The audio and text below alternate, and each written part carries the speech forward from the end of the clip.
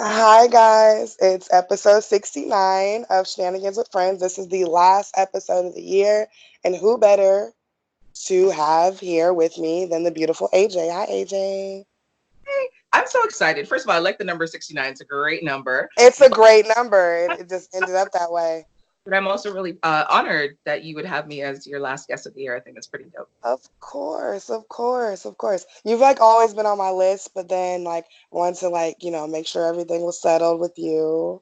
And Yes, so, and we all wanted to give you your creative space and time. So I appreciate it. I do. I of appreciate it. course. You guys have been such a great support system. It's crazy because we all live like in different parts of like overall North America, but we forged such a great bond, like this group of women through social media. So it's actually pretty dope. I appreciate you guys. It Thanks. is very cool. 2019 has been a pretty cool year for that shit. So, for Absolutely. sure. For sure. So, I asked you earlier, I was like, okay, it's a super slow news week because everybody knows normally I save two news topics for the visual, but I don't have it. So I was like, let me see what AJ wants to talk about. And first thing you told me was dating in 2020. So, like, what are we doing? Are we keeping the same rules? Are we changing it up? Like, Are switching up everything. And it's funny because I had a conversation with a girlfriend of mine today, and she admitted to me that she is a serial monogamist. And I said to her, like, why? And she said, like, she just likes to focus on dating one person at a time. I said, but you're not in a committed relationship with that person. And she said, no. And I said, so when you apply for a job, do you just apply to one place and and hope that then they give you a cross your fingers and hope it job? works out. When you were applying to post-secondary to university and college, did you apply to one place and Right, hope that you would get it? You don't. You know what I mean? Like, right. so think of it in the same kind of way. Like it's almost like a job, and there should be steps to it, and there should be a probationary period. I know I haven't been the best at following that, but I made a conscious decision that in 2020 that I'm going to start proactively dating and effectively dating so that I'm Okay. not wasting my time and I'm not wasting other people's time. Yeah. So one of the things that I know that I need to do is make a list of what I'm looking for in a potential partner, but not just any kind of old willy-nilly list, an actual practical list. I was gonna say Because with like actual tangible things, like yeah. like so I was saying to her, whereas if he's taller than me, that would be great, and if he's bow leg, that would be great, and if he's dark chocolate, that would be great, and if you got a little bit of space between his teeth, because I think that's kind of sexy, that would Okay. be like all these wonderful. Okay, but then like, what is the space between his teeth, the bow legs, the dark chocolate How teeth? much space between those teeth? Yeah, Like you gotta be real specific, girl. a little bit, Like which not teeth? one, You know like what I'm saying? a little tiny, a little tiny. Like Michael, the big guy, Michael Michael Strack, Strahan. him, like that little space. But Okay. when I think of those things, like, are all those things important in the greater scheme of things of finding an actual partner that I'm compatible with? And they're not. None of that shit matters. Yeah. Um, but also too, like I've watched, over the course of 2019, like the different stories and different feeds about women complaining about, the type of man that they want in their life, and they want this, and he has to be able to do this, that, and the third. And I'm thinking to myself, sis, you can't even give yourself these things. You want somebody to be able to get, you know what I mean? That So is like a major problem when it comes to dating is like of course people want to be with somebody that can and will do things for them. Like that's just like that of I don't know where it came from, but that's just part of the thing, right? But like we can't ask of somebody something that we couldn't give to them. And like that's what it really boils down to. less. So like I Or can't, myself, exactly. right, I can't date a man where I want him to have his own car, have his own place, be making six figures a year, but I live in my parents' basement and I don't work About nowhere it. and I don't go to Talk about school it. and I Right. don't do sit on social media every single day, right? Because oh well, I'm a great catch, I've got good pussy. Okay, well, good pussy. Everybody have good pussy. Everybody. Some are Literally. than others. But you know what I mean? Like if that's the only thing that you have to contribute to and you can cook, you need to do better. You need to do better because there are women who are doing better that will come take your man from you because he's looking for more than somebody that's just got good pussy and that could cook. Like that's just it's not enough. We And have then to sort of start just taking we have to start taking self inventory of ourselves absolutely, first before we absolutely start going and like for real trying to pursue real relationships for sure. And that's what I was saying. Like in making a practical list about what I'm looking for in a partner and being able to make sure that I can match and meet those same expectations that I'm looking for. Because Mhm. it's unfair to expect those things from a person when you don't have those qualities yourself, or you're unwilling to develop those qualities, or you're not even like making any sort of an effort. Like, yeah, you're cute, and then what? You can't Right. have a conversation. Your attitude is shitty. You want to argue and fight all the time. You're uneducated. You refuse to pick up a book and read it. You're unread. You're untraveled. You don't want to go anywhere because you like your city and you like your level. You know what I mean? So it's like, okay, like, Right. yeah, you're pretty, but then what? Yeah. Yeah. You know? So changing the way that I date, changing the way that we date has to be a thing in 2020, because we're wasting our time and we're wasting other people's time unnecessarily. Absolutely. Okay, so speaking of this, kind of made me think of something else that I saw. Is there a so wasting each other's time, right? So is there a time frame about like how much time you should have spent with somebody or something before you stop texting other people, before you stop going out on dates with other people? Like, is there a time frame where it's just like, okay, we've been together, we've been dating this long, like now we need to make a decision, like, or like, you know what I mean? Because like somebody was saying that there is a time frame. Like I'm not gonna just be like willy nilly out here just dating like everybody, and I'm really only interested in you, and we're here dating 6 months, and you still haven't made a decision, and you know what I'm saying? So I do. I don't know. I honestly feel like we have to think about it in a more practical way, and we almost have to treat it like a business without treating it like a business. There needs to be a probationary period that really should be 3 to 6 months. And the reason I say 3 to 6 months is because, so in that first 3 months, you're so enamored with the person, you're not Everything's looking like, at everything. You know what I mean? Everything's great about, you're not paying attention to none of their flaws. You're not paying attention to anything that might aggravate you. You're not paying attention to triggers. You're not paying attention to nothing except that they smell good, they've got great dick, they look good when they're beside you, they've got a right, great body. You know what I mean? Like all the things that are euphoric and wonderful, and you're in the love bubble. Even if you're in mhm, the dating stage, you're in the love bubble, because it's like, oh my God, yeah, this person is wonderful. It really and truly is until you hit about like the anywhere between 3 to 6 months that the blinders come off, and you're like, holy fuck, did he always chew like that? yeah, Ew. Why does he chew with yeah, his mouth? You know what I mean? Or like, did he always snore like that? And right. he had. It's just because you were in the love bubble, you weren't really paying attention to it. You It know what I was mean? not as loud. It wasn't so loud. Right. When he snores, it's so cute. I don't mind that I can't fall asleep at night, because I really like him. He's gonna be my boo. You know what I mean? So Right. it's like you're not paying attention to the things that you should be paying attention to, as to whether or not this person would be a good fit for you long term, and then what Right. that's gonna look like. So I do feel like there should be a probationary period, maybe not as stringent or as strict, but people should be paying attention to. So okay, like we're at the 4 month mark now. Where is this going, and what What's are we up? doing? Yeah. Right.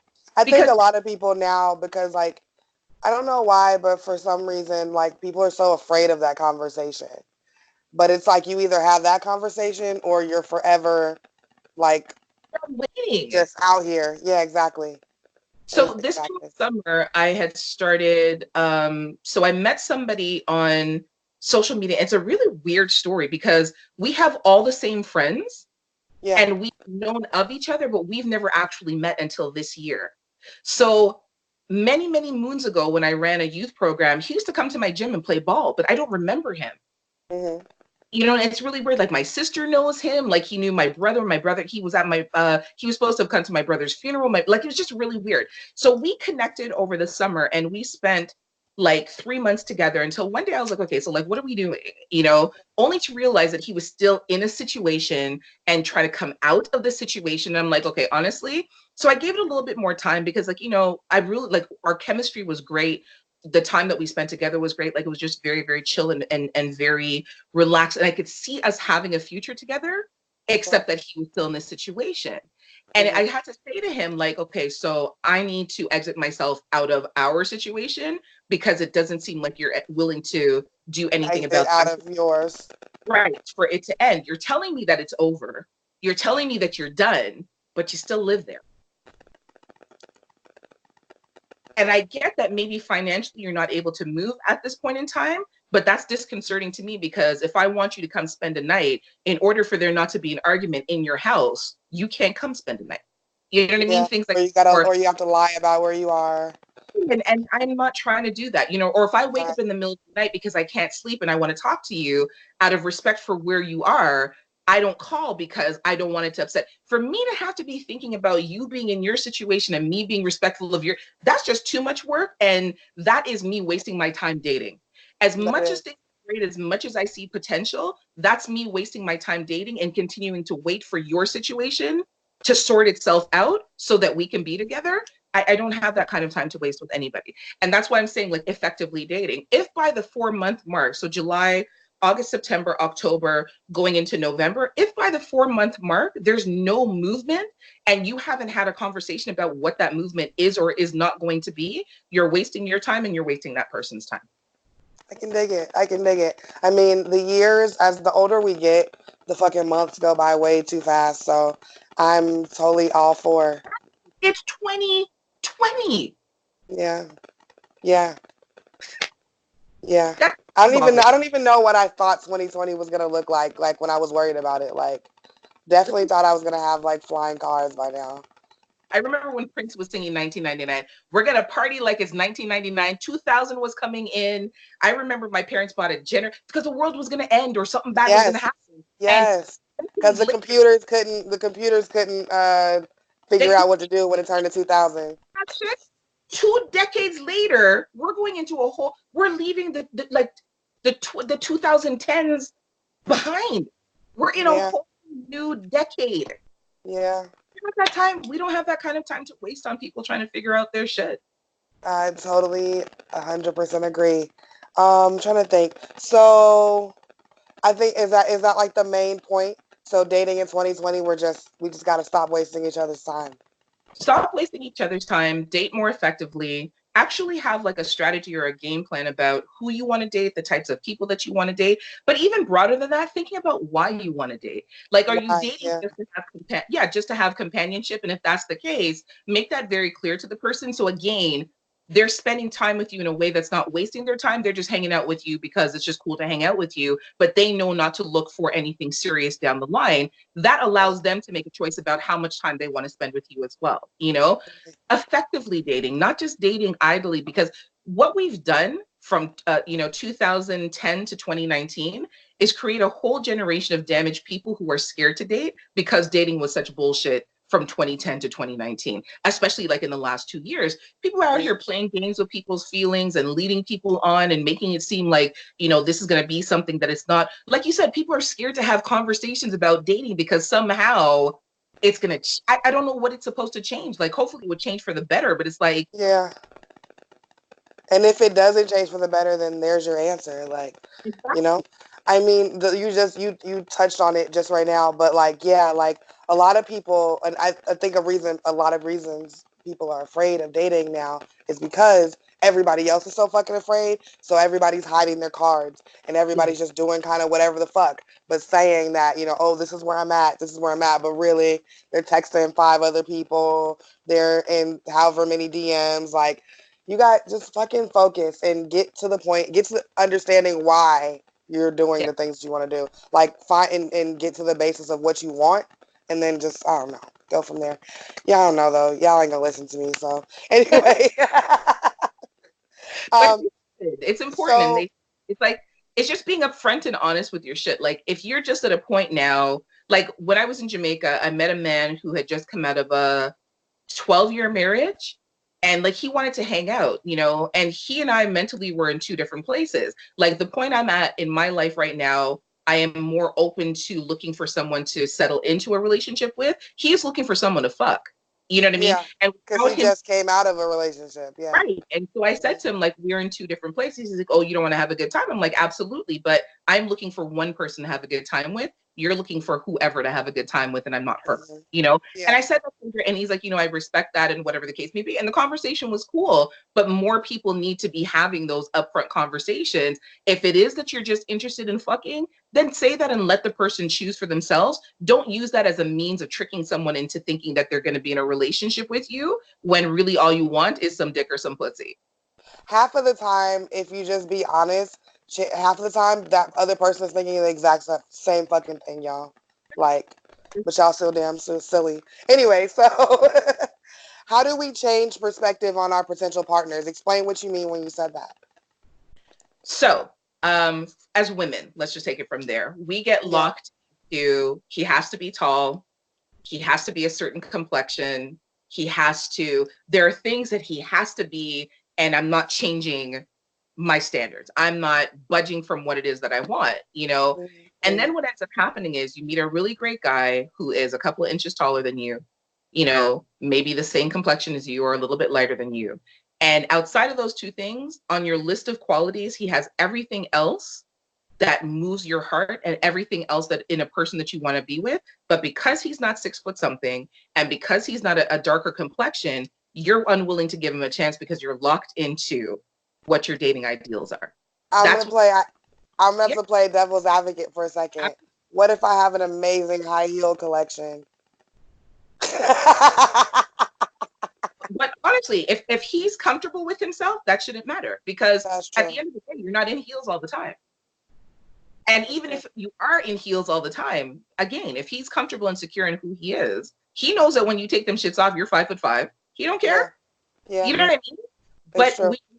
we miss opportunities because we're so stuck on this particular list of criteria that's just not realistic for anybody. You're missing your blessing and you're missing your opportunities by being stuck on those. Because if you on your list of 20, he's got 18 out of 20, but the two things that you're going to focus on is the fact that he's only 2 inches taller than you, and you and he are the same complexion, he's not a little bit darker.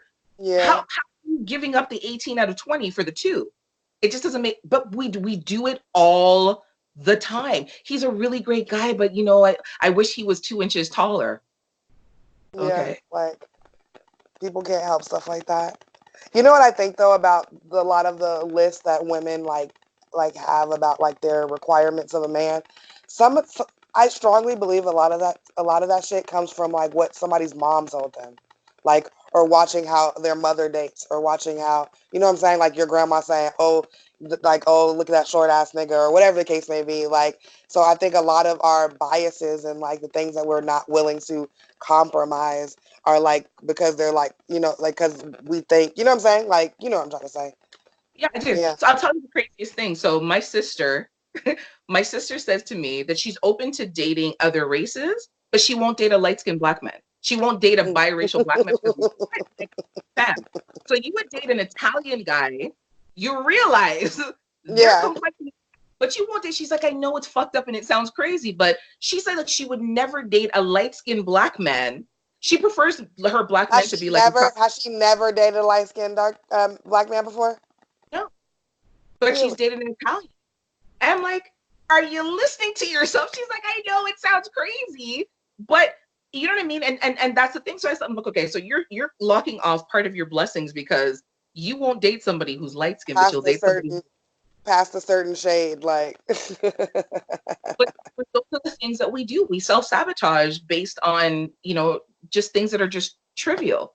And I Yeah. had to say to her, so in 2020, we're not doing that. In 2020, we're casting a broader net. In 2020, we're widening the scope of who it is that we're dating based on internal characteristics and focusing less on the physical characteristic. Yes, everybody wants somebody that's good looking, but it doesn't help if the person's good looking and their personality is shitty or they treat you like garbage. What's the point? Like, yes, he looks great on my arm, but then behind closed doors or sometimes even in public, he's treating you like you're nothing to him. Why would you want that? Yeah. Yeah, that's a good point. That's a good point.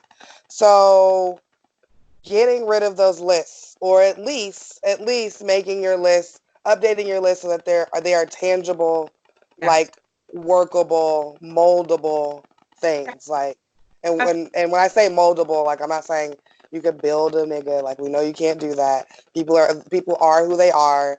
But I mean, so that your list isn't so stiff and you Right. don't fucking miss out on things that might have been good for you. But your list shouldn't have like 40 things. And also the list that you had when you were 20 shouldn't be the list that you have when you're 30. For sure not. And And I would hope you're not still working off of that list. Like, well, it's really interesting. I watched a partial documentary where yeah, they were talking about Black women dating in the United States. And it was a group of 4 women that were chit-chatting. And one of them, she's like, she's had to change her criteria several times. Because before she's like, okay, I want a man who's 6'4". Like he has to be 6'4" or taller. Then she's realizing that she had to drop it down to like 6'2", then to 6, then to like 5'11". You know what I mean? Then yeah, eye to eye height, because she's like 5'7". She's like, I tapped out at 5'10". If he's 5'10" at the very least, I'm okay. But if I met a man tomorrow that was 5'8" and we were almost the same height, I would be okay with that. I was in a relationship with a man that was 5'5" for 2 years. I'm 5 foot. I'd like to think I'm 5'7". So I was about an inch and a half taller than him. And I'd be like, okay, so I can't wear heels. He's like, why? He's like, wear yeah, your heels here. And then he told me his uncle is his height, 5, and his uncle's wife is 6'1". yeah. And they That's were married crazy. for some odd years. He's like, my uncle don't give a shit if she's taller than him. He's like, he loves his wife. He feels proud wherever they go because everybody looks at. He's like, to him, she's a goddess, and that's all Yeah, he focuses on. And she loves him because of the way that he worships her. You know what I mean? Like outside of yeah, whatever, but when she took away her list of things that were super important to her, and she met this man who worshipped her and loved her and gave her everything that she ever wanted, she realized that having that list was preventing her from finding him. yeah, yeah. Definitely when you start to get into like next pages, guys, like I feel like what do you think is a good number? Like 5 to 7 things?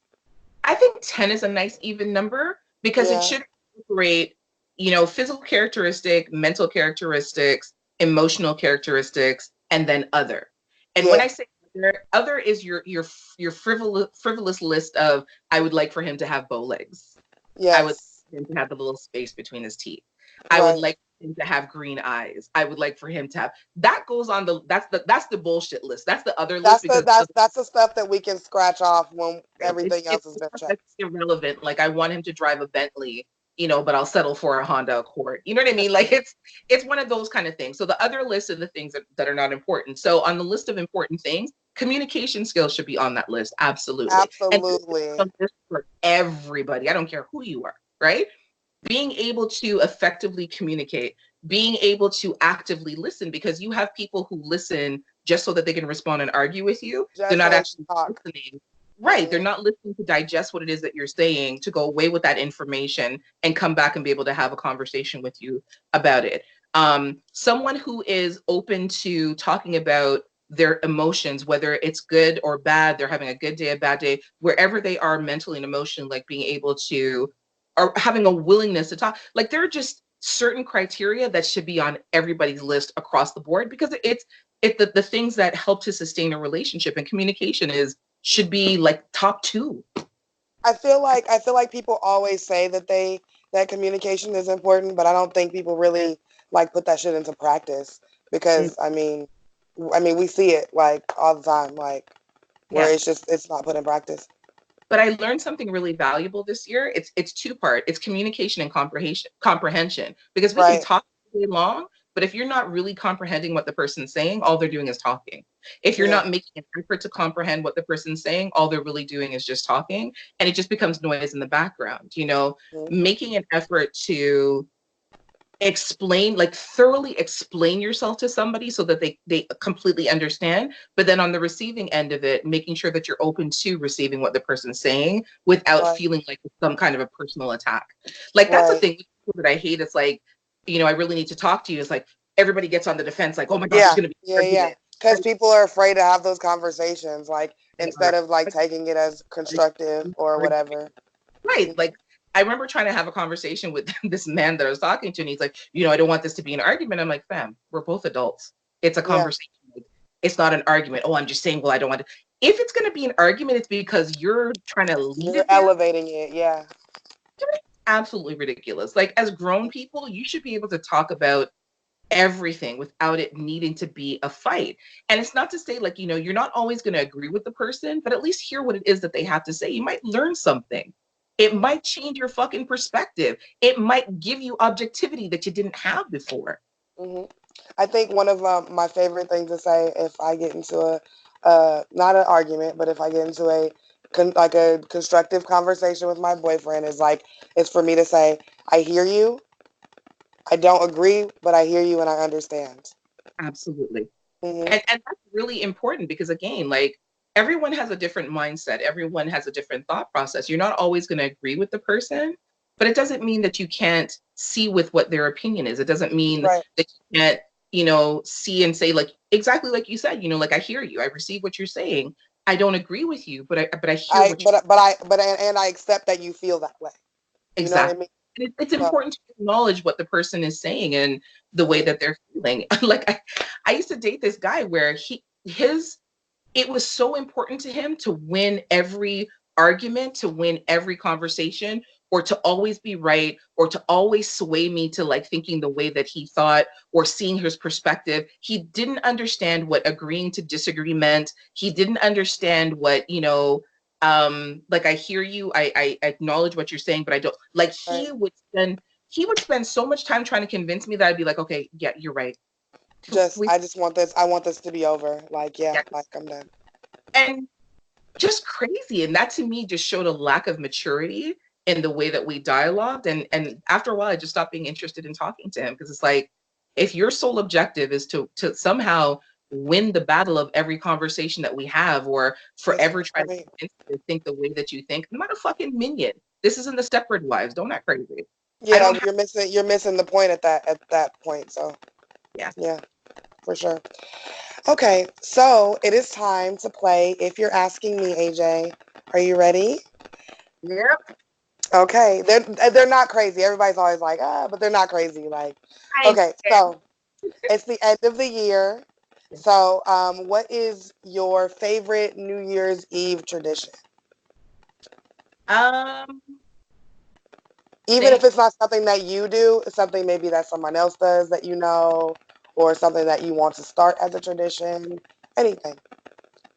uh what I used to do every year when my kids were small is that I would open my house to have a family New Year's Eve party for everyone that I knew that had children that wanted to go out but couldn't go out because they couldn't get a babysitter because everybody that could be a babysitter was Just going to a trying to party. go out. Yeah. Right.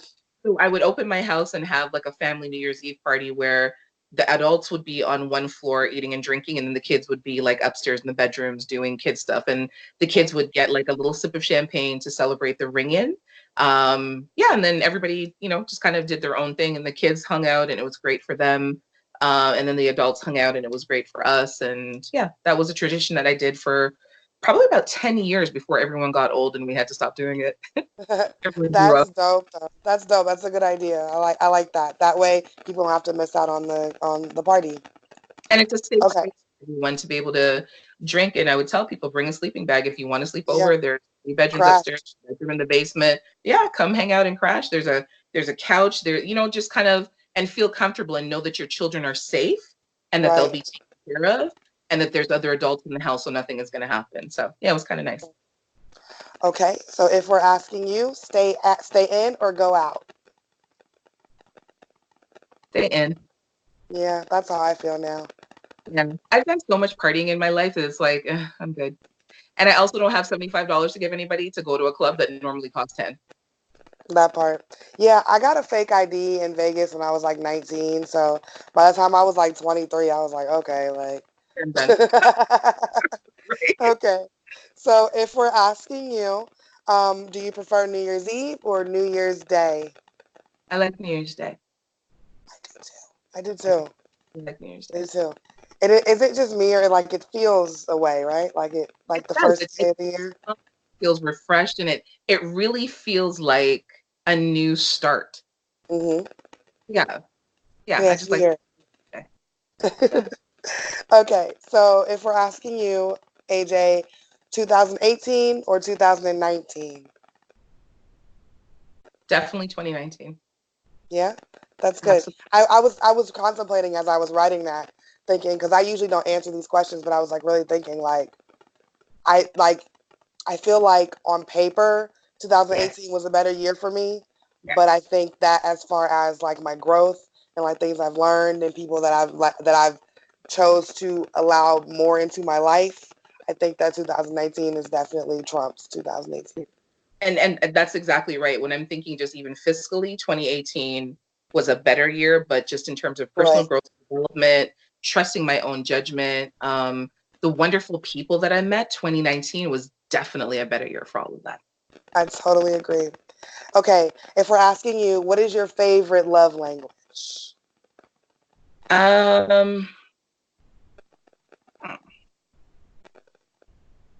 Um, physical touch. Like, and it could be like simple stuff. It doesn't even have to be sexual. Like I like watching television and just like touching feet, like or like putting my leg on you, or like just like Absolutely. yeah, just like little stuff like that. Yeah, like if we're going somewhere and we're walking and like you just randomly reach out and take my hand, it's like, oh, I like that. You know what I mean? Or if I'm, at the sink washing dishes and you come and you just like give me a kiss on the shoulder and go along about your business. Yeah, Hmm. this is very important to me. For sure. Okay.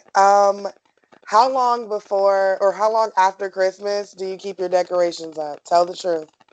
Girl, I don't even put up decorations for Christmas no more.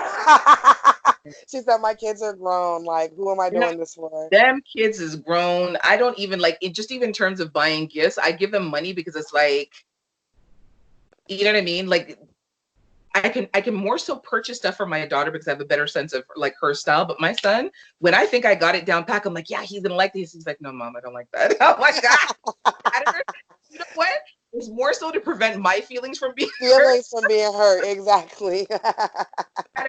Yeah, there's no Christmas decorations. Our focus on Christmas, honestly, is eating and drinking and just like having a good time. So like for them, it's more important that I cook like all the foods that they like. And so we like a month before we decide what Christmas dinner is going to be. And then Okay. I'm, sourcing all the foods and figuring it out, like, okay, what do I have to prepare first? What time of morning do I have to like on Christmas Day? I literally started cooking at 6 o'clock in the morning. Yeah. Yeah. Yeah. And you would think that I was cooking for an army of like 12 and there was like four of us. Like a lot of food. So for us, it's more important to be able to like sit down as a family, like and eat and drink and talk and watch a movie. Experience. Right. So decorations, yeah, the decorations are in our belly. The decorations is the food. That's it.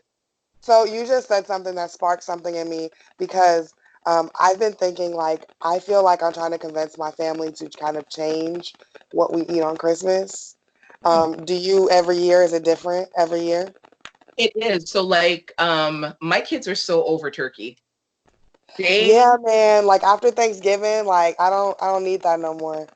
are over it. So what we actually did this year, they wanted turkey wings and not the rest of the turkey. So I did um like a glazed barbecue turkey wing and then like roasted turkey wings. I did two types of chicken wings. I did oxtail. I did a huge like I don't know if you know what a Dutch pot is, but you could Yeah, fit yeah, probably right. So the Dutch pot that I have, you could fit like a small child in it. It's that big. And yeah, it's like all seafood. So it was yeah, like two different types of crab. It was two types of shrimp. It was mussels, like a whole bunch of stuff. yeah. Um, and then like, like my son likes like macaroni salad and macaroni pie and stuff like that. But Mhm. like then the year before it was like a spicy lamb stew. It was curry goat. It was rice and peas. So year to year, depending on what they feel like, What it they changes. feel like. Yeah, I like I it. learned to not sort of stick to one type of thing and just be flexible and fluid with whatever it is that they feel like eating. I'm So definitely bringing that up at the next family meeting. But thank you, turkey thank you, AJ, so much for spending time with me tonight. my absolute pleasure. I'm so excited that I got to do this with you. Yay! Yay! So before we head out, tell everybody where they can find you, where they can listen to the Poom Poom Chronicles. Okay. So I am the creator and host of the Pum Pum Chronicles. You can find me on Instagram at the Pum Pum Chronicles Pod. I am on YouTube. Always this list: Anchor, Apple, Google, Spotify, and Stitcher. and it's the Pum Pum Chronicles pod, and on YouTube. I don't know if I said that as well. And my personal page is badass_Jones. If you want to email me, you can email me at the Pum Pum Chronicles, all one word, at gmail.com. I will, of course, have most of her social media in the notes below. So make sure that you guys please check her out. She's wonderful. Take her into 2020 with you guys. Promise. Take me with you. We're not leaving nobody behind, AJ. What's a couple of Yeah, a few of you niggas can stay, but mostly we're taking all you guys with us. Okay. Thank you, honey, so much. Thank you for bearing through my terrible voice. I so No, appreciate you. it's I got did that it. rap kind of sound to it, so you're good. Oh, and I love, we're nails girls. I like that. Thank I like you. that. Thank you. All right, honey. Okay, so guys, we recorded this a little bit early. I'm probably dropping this on New Year's Eve, so make sure that you guys look out for that. If you haven't already listened to the all audio with me and AJ, make sure that you guys go do that. It's episode 69. This is it. Happy New Year, guys. Happy New Year. All right. See you later.